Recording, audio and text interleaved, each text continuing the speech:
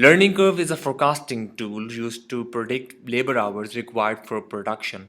This is a little complex topic, but the good news is that in CMA Part 1 it is limited tested, so keep it simple.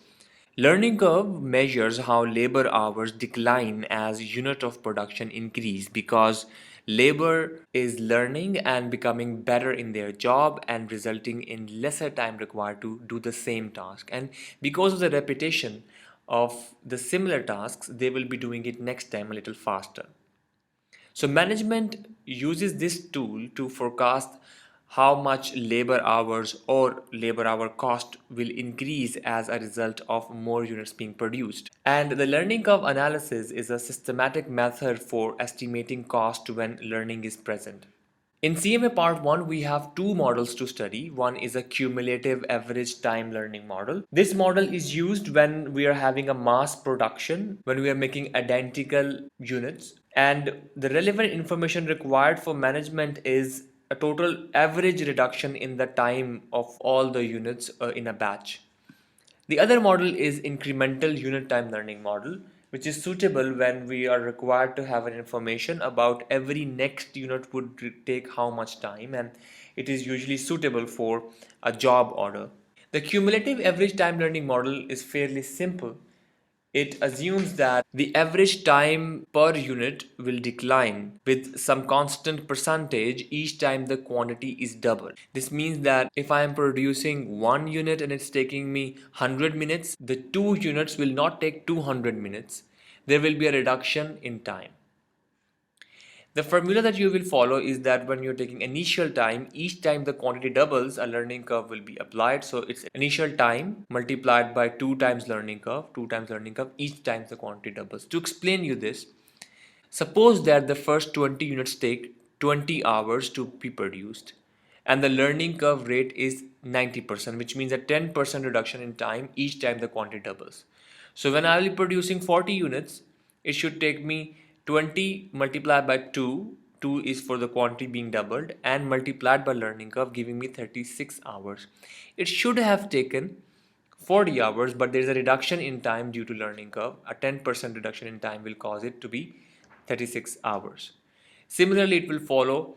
We will have an 80 units. It will be doubled. We again multiply to 2 multiply by learning curve, and there will be reduction in time recorded. Another thing we need to see here is like since first 20 units have been produced and it have already taken 20 hours, the next 20 units are taking actually 16 hours. This is the time for successive units, the next units.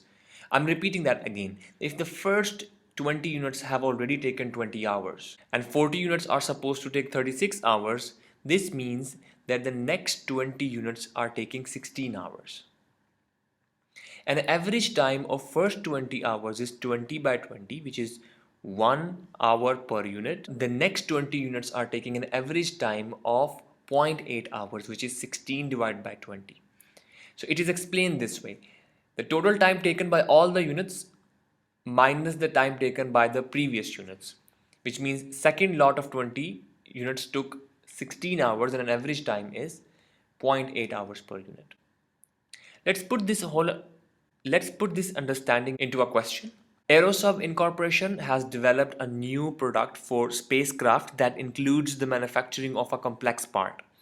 The manufacturing of this part requires a high degree of technical skill. Management believes there is a good opportunity for its technical force to learn and improve as they become accustomed to the production process. The production of the first unit requires 10,000 direct labor hours. If an 80% learning curve is used and 8 units are produced, the cumulative average direct labor hours required per unit of the product will be how much? For this, first we need to find out how much cumulatively they will require the total hours. So when first unit is taking 10,000 hours, the next unit will take 16,000 hours. The fourth unit, which is when the quantity is doubling, will take to 25,600 hours, applying 2 times the learning curve percentage while it's doubling.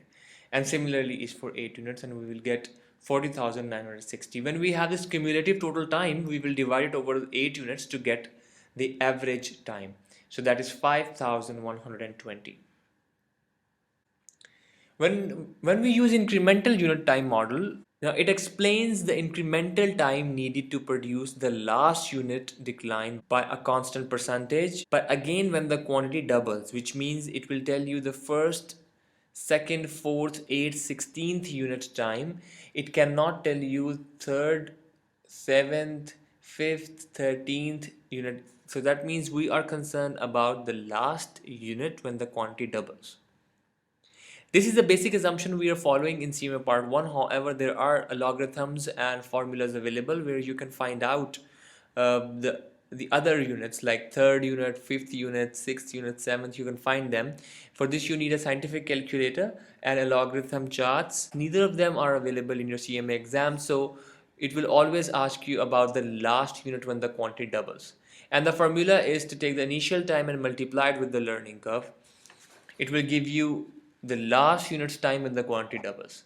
Now, for example, if the first unit takes 20 hours to produce and 90% learning curve is applied, the second unit will take 18 hours, fourth unit will take 14.58 hour, eighth unit will take 13.12, and 16 unit will take 11.81. Another thing that comes to our mind is like there is not always the similar constant percentage reduction. Learning curves get limited over time.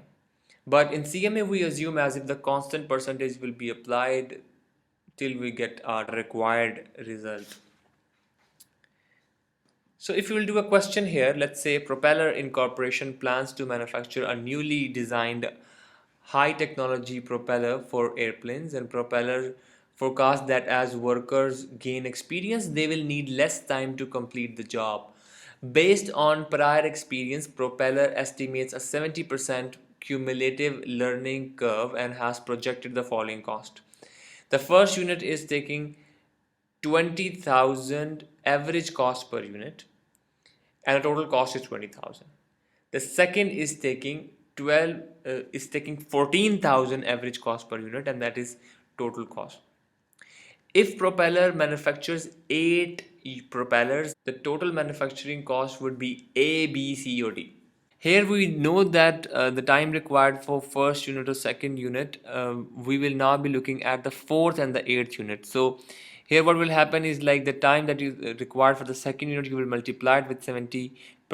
It will give you the cost for it will give you cost for fourth unit, which is 9,800, and when you apply it further 70%, it will give you the cost for 8 units, which is 6,860. So the total cost for the 8 units would be then multiplying this average time on all the units. It gives you 54,880.